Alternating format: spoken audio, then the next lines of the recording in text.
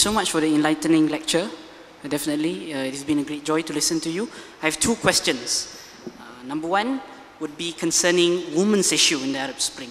I would like to ask concerning your analysis, sir, on the current attitude of political Islamist parties currently across Middle East towards the rising movement of women's rights.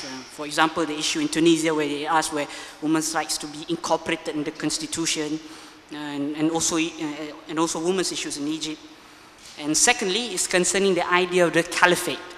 It's a very popular political aspiration for most Muslims. So is the Islamic caliphate, the system, the political theory is still functional? Would it happen in the future according to you? That would be all. Thank you, sir. You know, what I wonder, I mean, in fact, excuse me, if there is indeed a kind of pressure put on everyone in a sense that you must be democratic, then that is coming from sort of policy circles. Now, I wasn't quite clear whether you're suggesting that this sort of, you know, the analysis of the situation kind of imposes from an exogenous external position that expectation on the societies, and that in itself is unfair. I don't know. But in terms of, indeed, you know, I'm sure that this is what it is assumed as part of the democracy promotion agenda of many Western countries, that this is perfectly the way it should be going, and that it's got to go in a certain direction in order to get certain aid, etc., and that becomes almost impossible for people to do at a time when there is just sort of political instability. In other words, the expectation is too high, and I think that's right.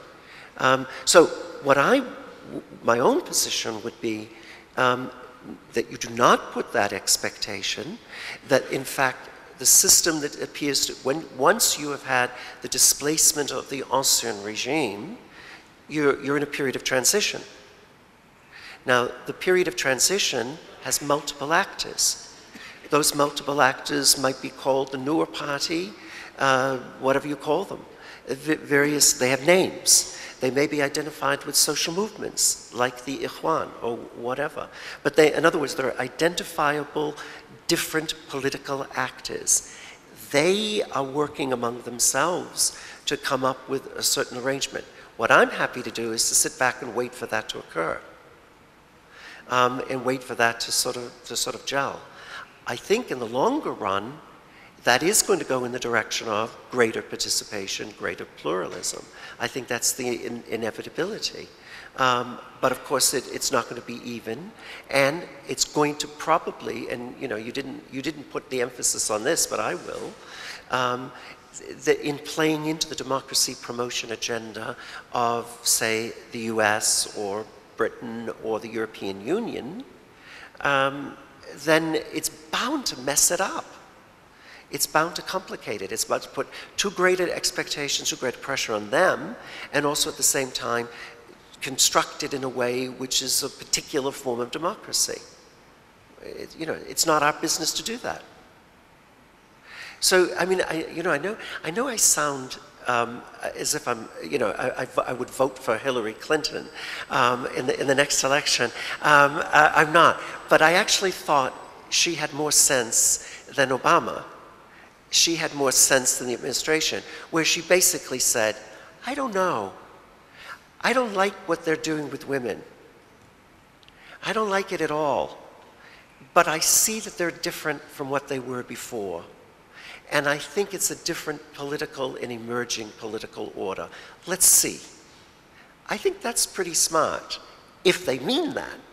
Now, God knows what everyone else thinks. I think, you know, I do think that you know, others will have a much more prescriptive, much more directive sort of view of the way it should end up.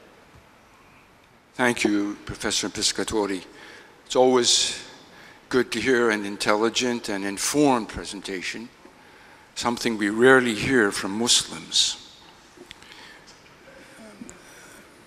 I would like to suggest that you broaden your inquiry.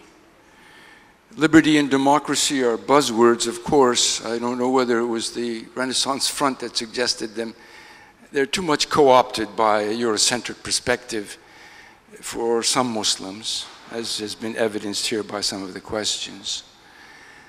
And in a way, you keep on reminding us to take a long-term perspective, which is very wise, of course. Isn't it also to fit into this era of modernity, late modernity, hyper-modernity, whatever you want to call it, and what is going to proceed after it, and where Muslims will fit in?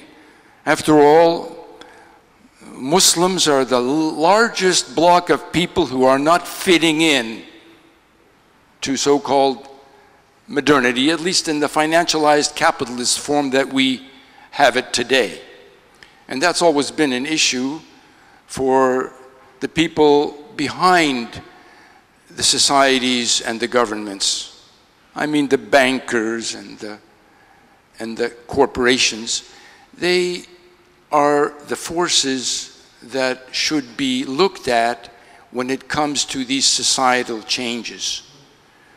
So the question becomes, will there be an Islamic alternative? You mentioned yourself how there could be hybrid forms. And as we know, there are more than one way to be modern. You could be modern without being liberal and democratic or free market based. China is achieving a kind of modernity which is not so democratic. We may not appreciate it or understand it, but we don't necessarily assume that it has to fit into the mold. You know, Japan, some people, according to some, Japan has already done that. I don't know.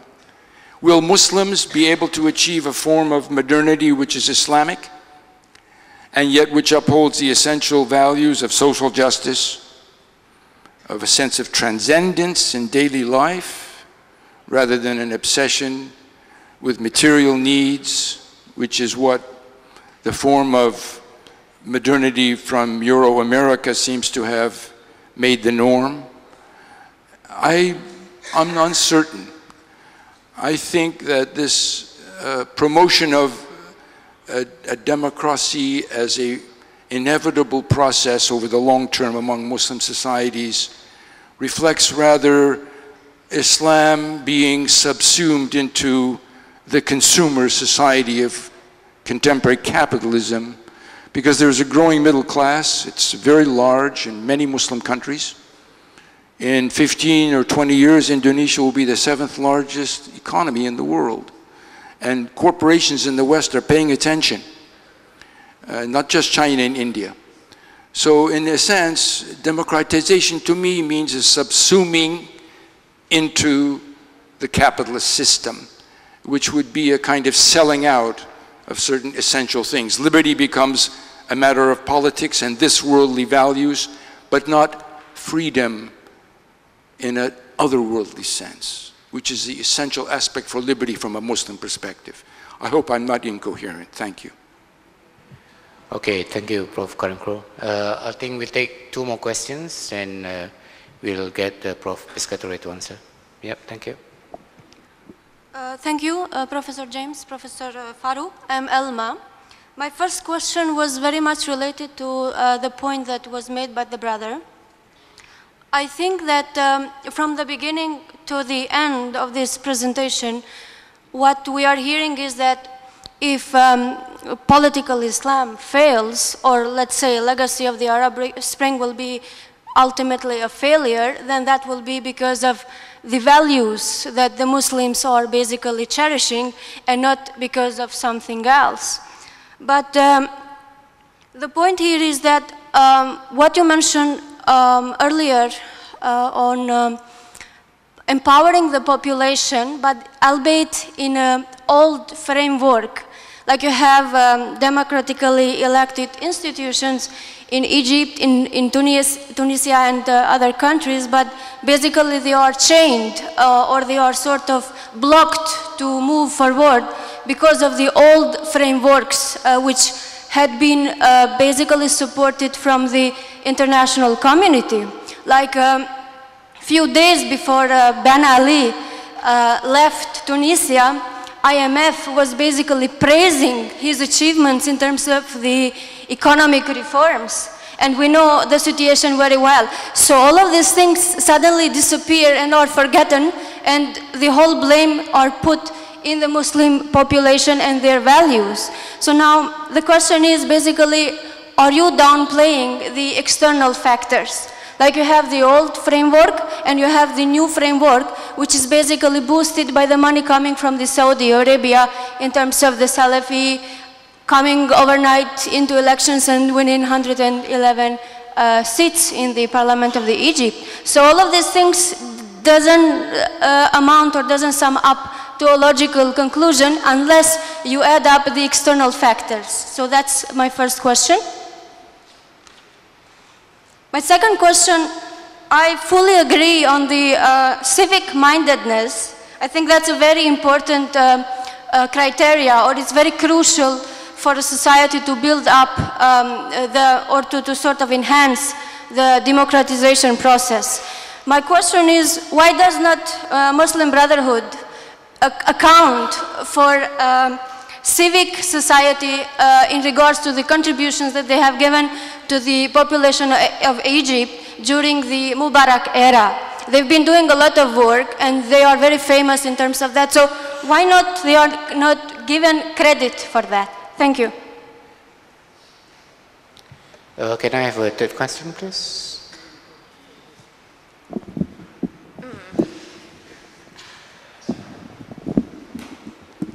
Thank you. My name is Mariam Lee. I'm from UITM Shah Alam. Okay.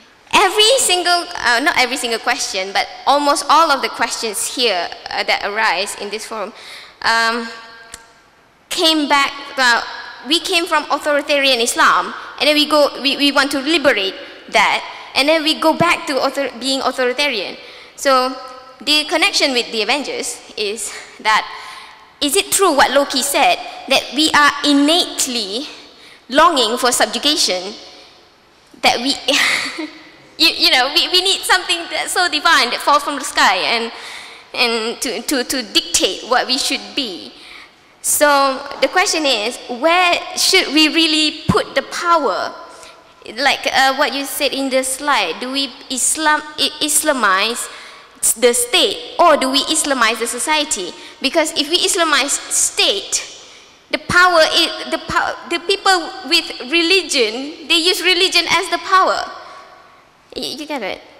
It's like, if you don't, oh, okay, yeah, that's the question actually. Okay, thank you. Okay, thank you. Thank you for the professor for the well-formulated question. And I just don't know. I think you make a really interesting case. I've been sort of thinking about this and maybe using another term that I shouldn't use, globalization. So whether you want to call it globalization, hypermodernity, consumerism, or whatever, this definitely is the driver. And one of the, I mean, this is a sociological point, not a kind of philosophical point. Sociological point is that I think we underestimate the extent to which Islamist reactions are as a result of political economy, a result of responses to globalization, responses to consumerism. So in some way, it might be it could be a spark which creates a reaction. So that's just a kind of which way does the causality go point. But your larger point about whether or not you get caught up in it, whether it becomes all-defining, I think there's a very powerful voice. Now I'm going to alienate everybody in Malaysia by saying that I think an example, and I know this is going to cut to the bone here, but something which I think is an example of what's gone wrong is Islamic finance. To me, this is capitalism. To me, this is just simply the globalized, capitalist, consumerist system with an overlay of Islam. It's made to look Islamic. At the end of the day, what's different? Not much. And so as a result of that, to my mind, you know, you were asking the question in a sense that, yeah, I see, I'm very reassured to see the front row here. They're all, at least the front row's nodding. I don't know about everyone else. But absolutely, your point about, in a sense, is there an Islamic form of modernity which could evolve? Well, people would say, and I have a department which is the largest department. I am the head of a school which is the largest department of Islamic economics in the UK. I absolutely do not think it belongs in my school. I absolutely do not think that it's a valid response, to be honest. I think it is not a real coming to terms with modernity, but it's it's a show thing. And so it does make me conclude, if you use that as the example, it makes me agree with you that it looks very difficult to come up with a particular Islamic modernity in this way. Now, do I want to leave it at that? No, not entirely. I mean, I suppose it comes what you hinted at, the kind of broader values. The broader values, and this might link up with that last question about Islamization of state or society in many ways. I don't know. I mean, you've got to appreciate my position. I'm speaking as a double outsider here. Okay? So the double outsider is that I just think the Islamization project is just a waste of time. And so to purport to Islamize the state or to Islamize the society presupposes, first of all, that there's a clear alternative model, and I'm not so sure there is a clear alternative model. I think that's probably what you were suggesting. I do think that there are values which are built into the Islamic norms, which probably can give inspiration. I would just like to add up, I was not talking about Islamization, civic-mindedness in order for the democratization to take place. So now we know that MB has done a lot in Egypt, so why not that doesn't count in your framework? I was referring to the third question. Yeah, okay. It's not your question. Sure. Yeah. The third question was essentially about whether or not Islamization of the state, Islamization of society. And I was just trying making a general point about that the Islamization project is something that makes me nervous. I mean, not nervous in the sense of I fear a threat from it, the normal sort of Western way of looking at it, not that. But that I just think that it presupposes that you have something there. And again, don't misunderstand me, I'm not trying to say that I don't think that there is a set of norms, that there's a set of ideas. Clearly there are. But has there been enough intellectualizing of it? Has there been enough dealing with the sort of the logic of it to be able to talk about a displacement of modernity by something else? I don't think so. So in a way, to me, what you're looking for are more of the values which might influence individual lives as part of it. And therefore, I have to say that does make me even more suspicious of groups, movements, which purport to have that answer. But look, hey, I'm suspicious of anybody who says it in the name of Christianity as well. I mean, you know, anybody who tells you what they know what it is, anybody who tells you what knows what God said, then I get nervous. So in some ways, I want to qualify it in that way here too. So that was in a way to say the modernity thing. I sort of agree with it. Your external factors, yeah, very good point. And I underestimated, when we were talking about the external, I really should have also included the fact that there are all kinds of players here and all kinds of ideas being pushed, so that you do have kind of a Saudi Wahhabi agenda which complicates things immensely. So I guess the point you're all trying to tell me is that that to use a framework like democratization, we have to be careful.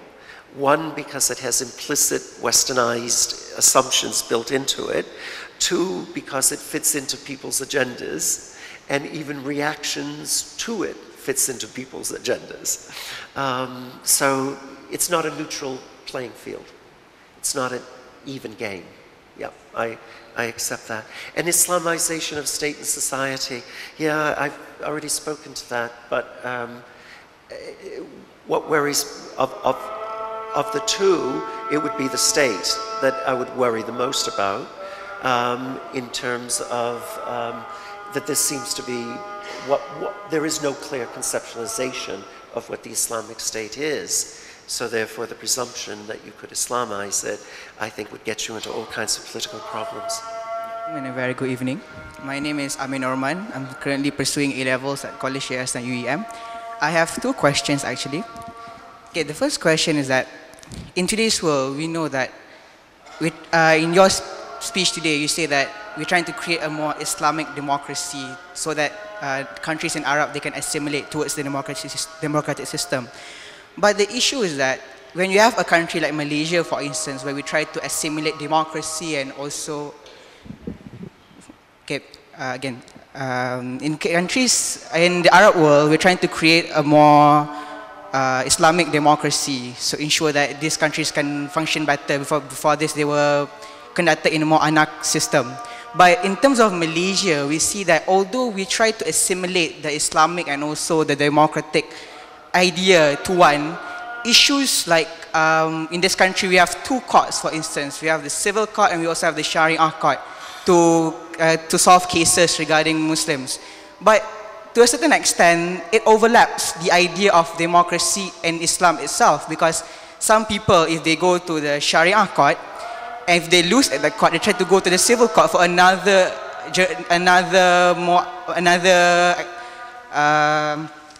jurisdiction, another solution. So basically, the idea of two things which are totally different, Islam and also democracy, doesn't fit in this situation. How far do you agree with this? That's the first question.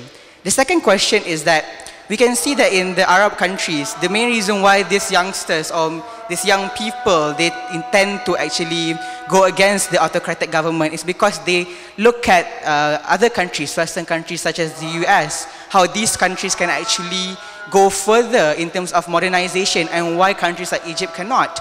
And then the basic problem is that, is democracy the ideal way to develop a country? Because we can see countries like UAE, for instance, they're still being ruled by the sultans, but in the end of the day, Dubai and Abu Dhabi, they can still develop into one of the modern countries in the world.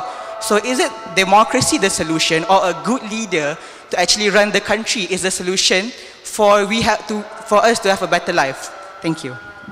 So thank you for both questions. The first, again, I didn't hear it entirely, but you were talking about the two different kinds of legal jurisdictions, the civil courts and the Sharia courts, and whether this fits into a democratic system.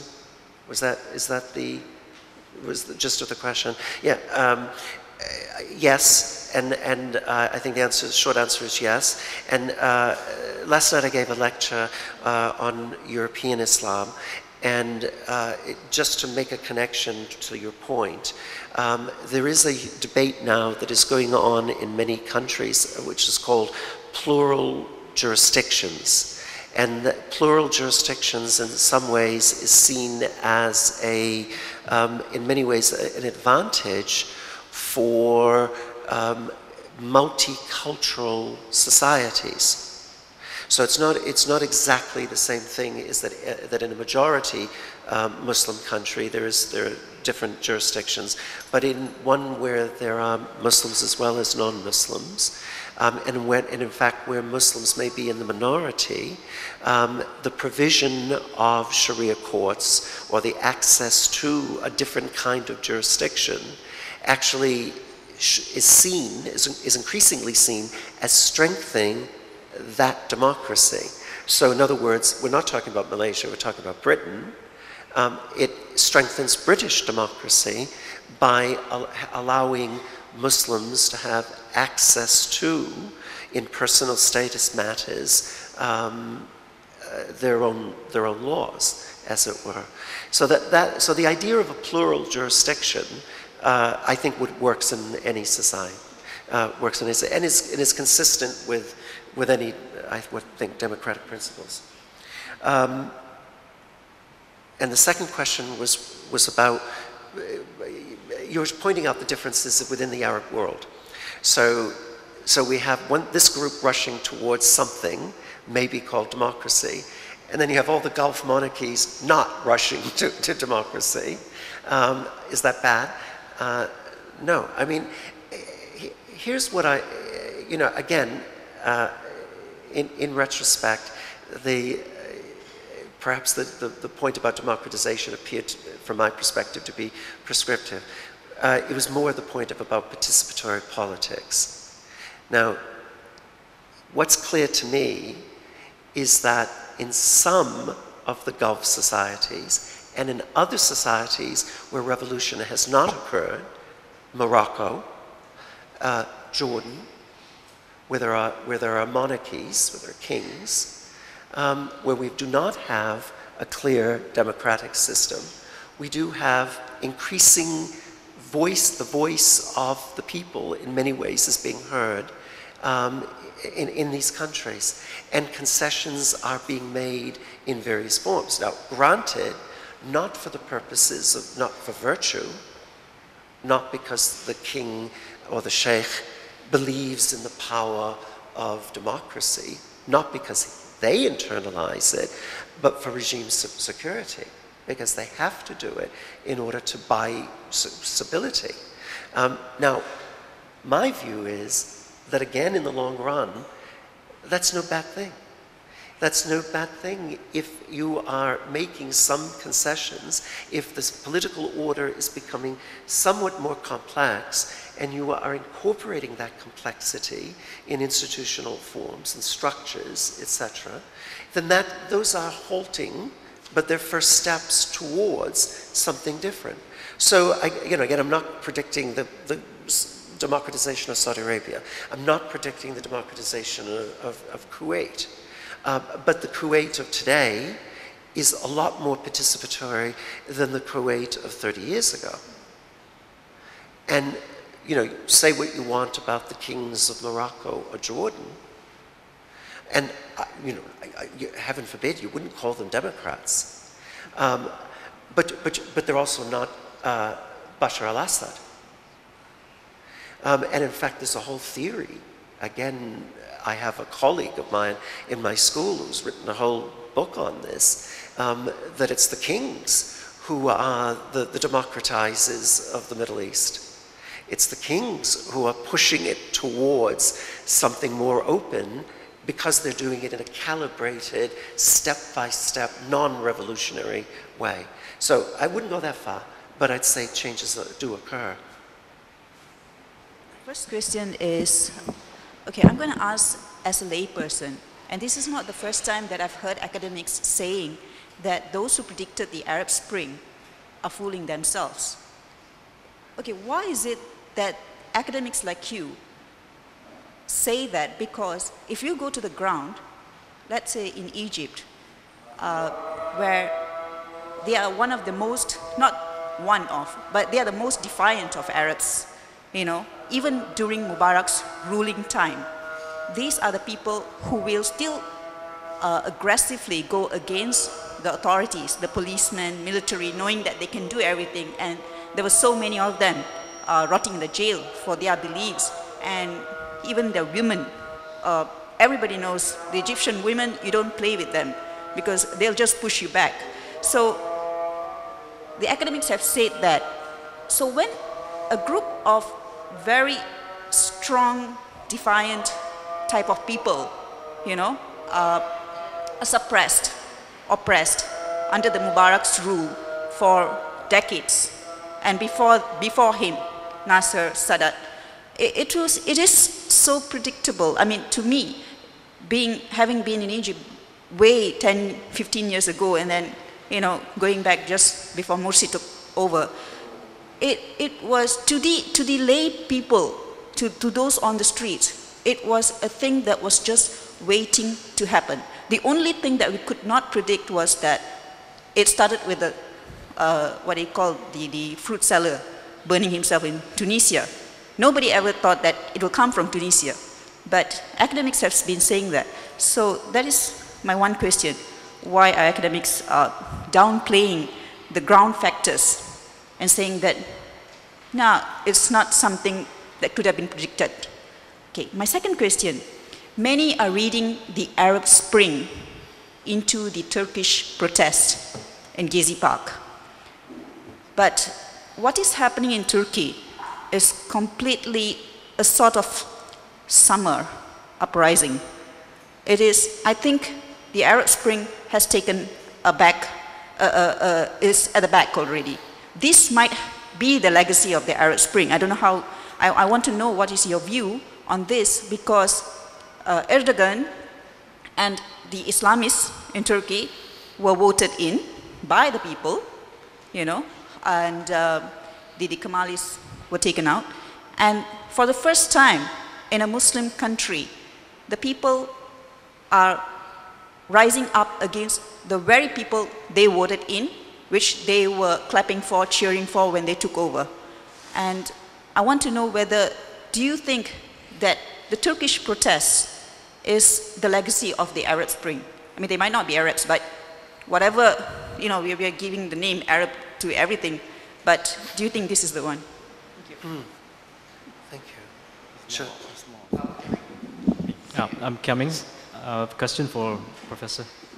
At the risk of copping out by saying whether democratization only succeeds in particular cultures, the Arab Spring countries tended to change within certain constitutional frameworks, as you have mentioned earlier, which is actually less ruptural in quality as compared to the certain left Latin American countries such as Venezuela, Bolivia, Ecuador, just the three cases, where they tended to challenge the neoliberal international order, whereas Libya, Egypt doesn't seem to present such a challenge to that order.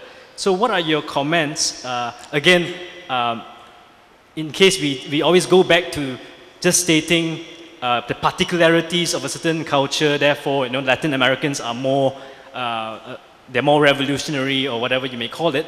I just want to ask Professor, what are your observations in comparing why these Latin American countries tend to represent a stronger challenge to the neoliberal American hegemonic order as compared to the prospects of these Arab countries mounting such a challenge? Yeah, that's my question. All right, the third and last question, please.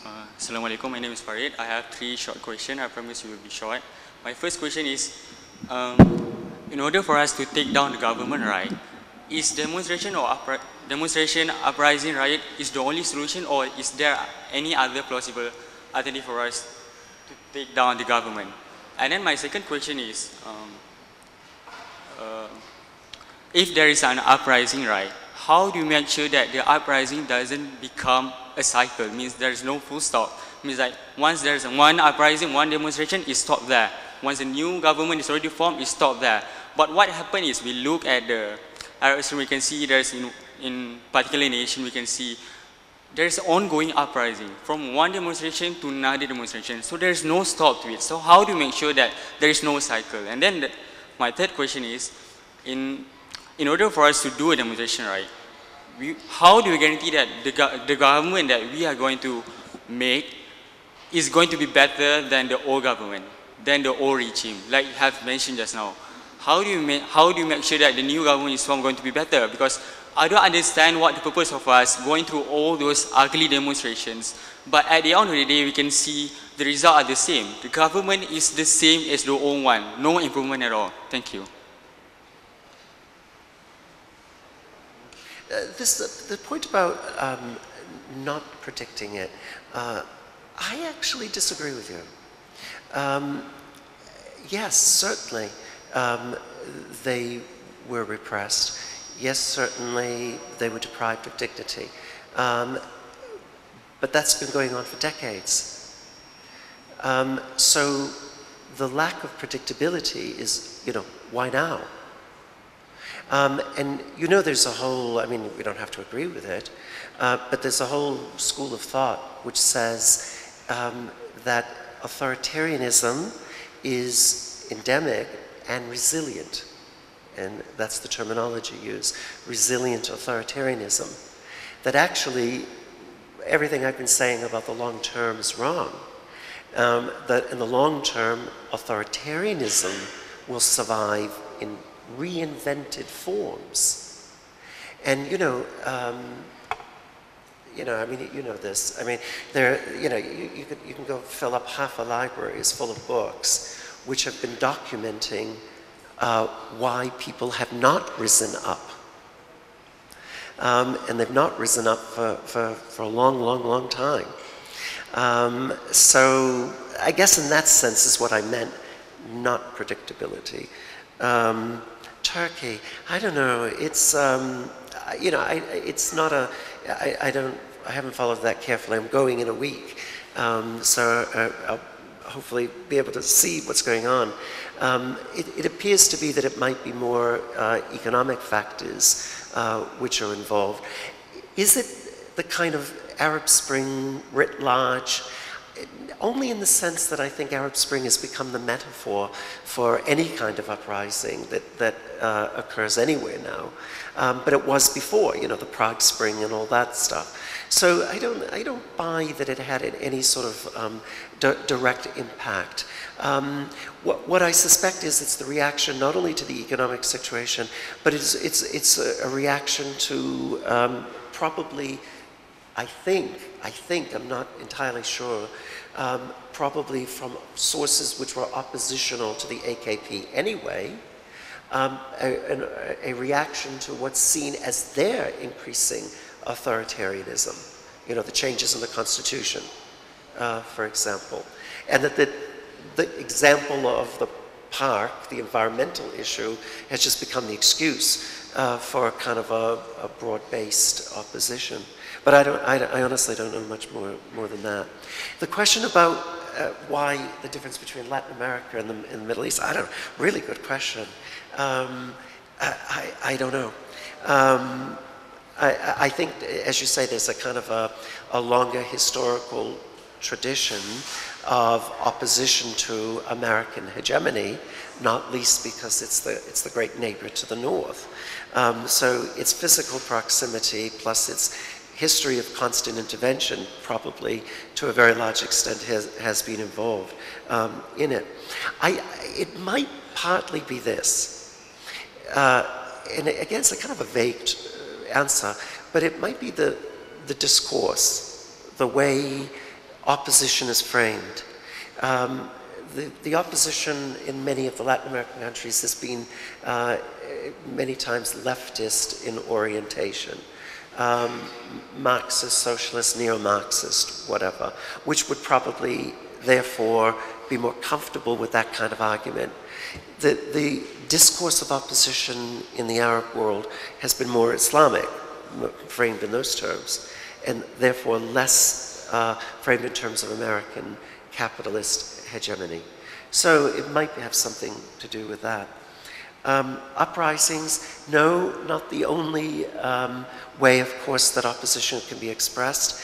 And here we just have all kinds of social science literature which tries to document when and where uprisings occur.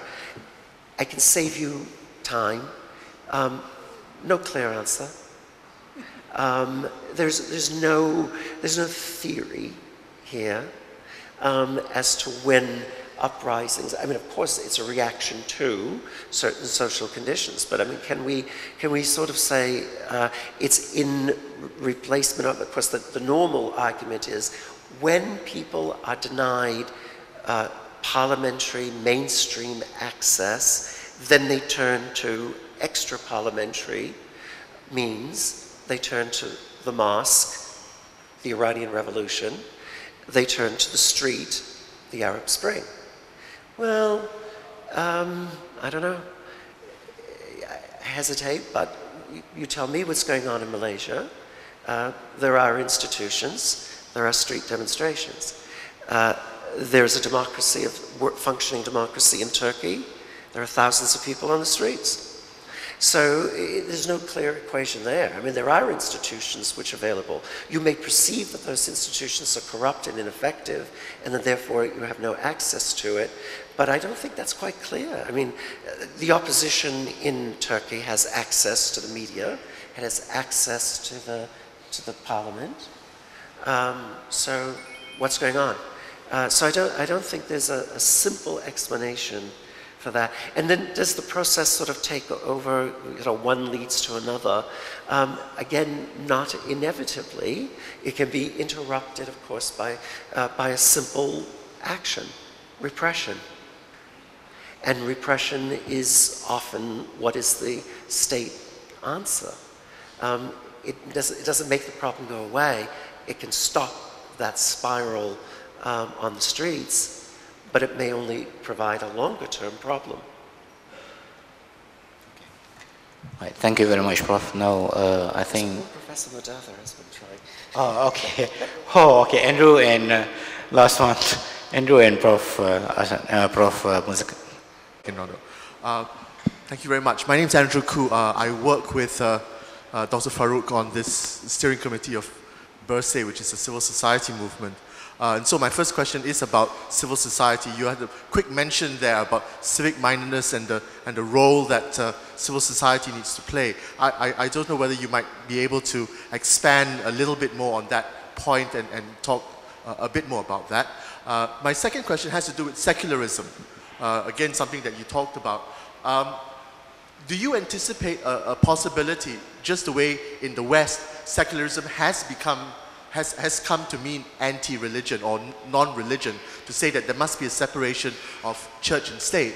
Will there be a similar development, you think, in the Arab world when it comes to liberty and democracy, where it will say, well, there has to be a separation between mosque and state, or will the understanding of democracy and liberty in the Arab world always presuppose that there is some deference that needs to be played or paid to religion? So those are my two questions. And I'm just making one comment of history, a footnote. It's just very interesting that 31 months to the day from today, beforehand, on the 2nd of November 2010, Hillary Clinton sat where you are sitting to address the Malaysian public. So you've had two comments about Hillary Clinton, so I thought I might share that with you. Okay, thank you, Andrew. All right, Prof, that's it. Your last question then.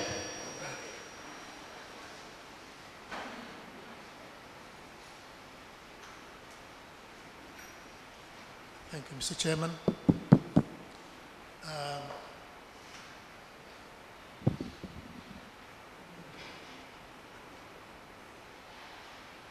Is it working? Yes, we can. It is, okay.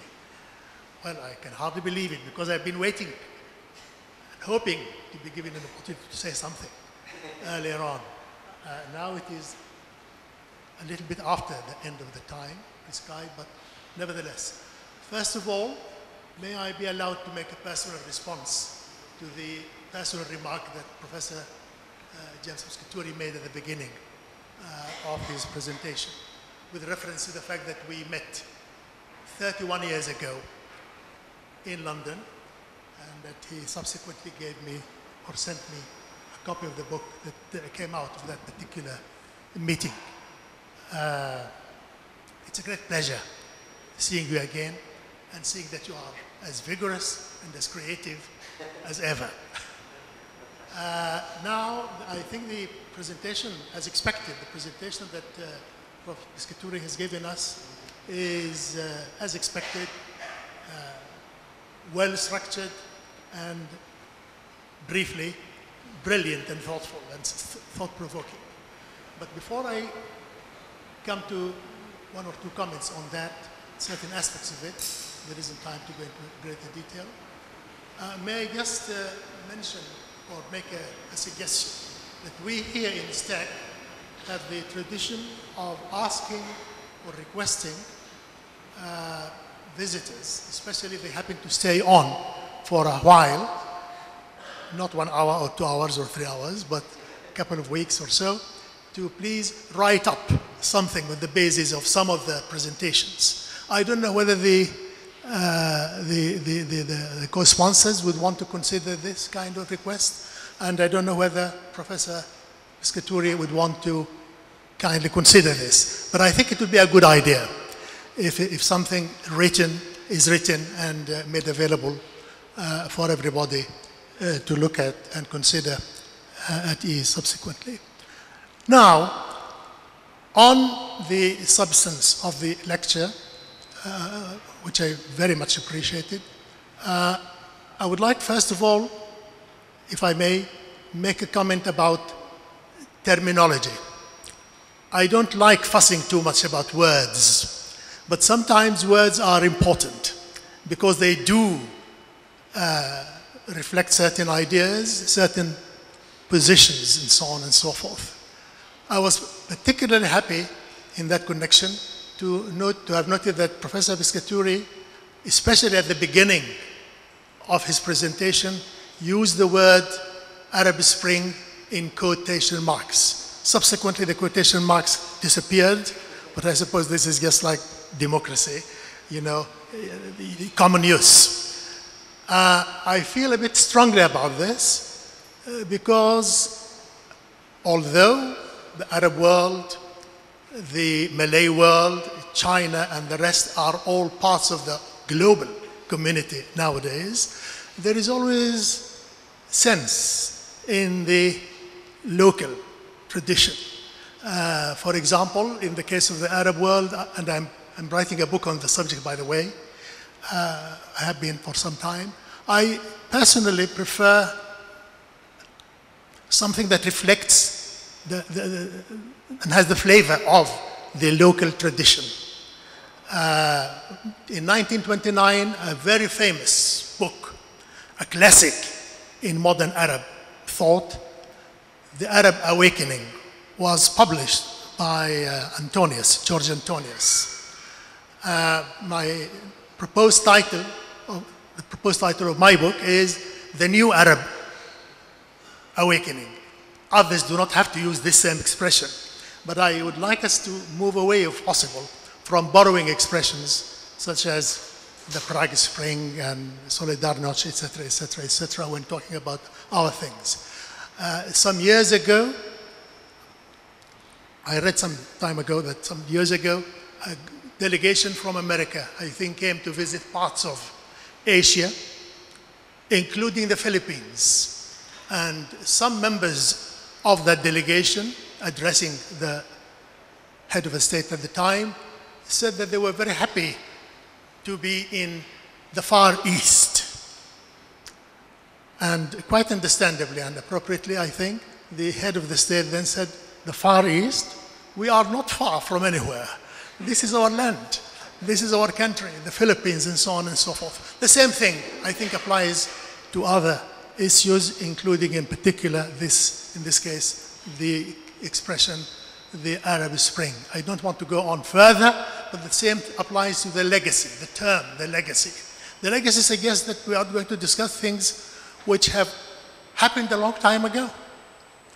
In fact, this is a very recent thing. It hasn't finished yet. It has just begun 2 years ago. It's an ongoing process. So it is not yet time to consider the legacy. We can consider the direction, the problems, this process through which the Arab world is now going, a kind of labor, giving, you know, like childbirth, etc., etc.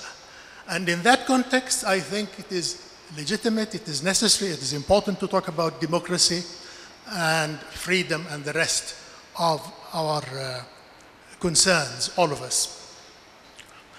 And in this connection, I think I would agree with Professor Piscatori fully that what has been done so far in the Arab world is in many ways similar to what was done earlier in Eastern Europe.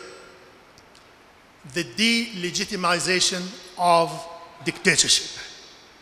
That has been done, that is now being done, including the challenges to Morsi when he did that very ill-advised act. But this is one thing, and it is part of a process. The building of democracy, the building of good governance is another and very complex thing, which requires a lot of work, not only in the business of organizing government, but also in reorganizing, rebuilding, reshaping the culture and the values on which the whole thing, society and the state, both of them, are established. And in this connection, because there is no time and I don't want to give a lecture, but it seems very briefly, we need to have representative government. We need to have, secondly, accountable government. When people are elected, that doesn't mean that they are necessarily going to be good and work for the good of the country and the people.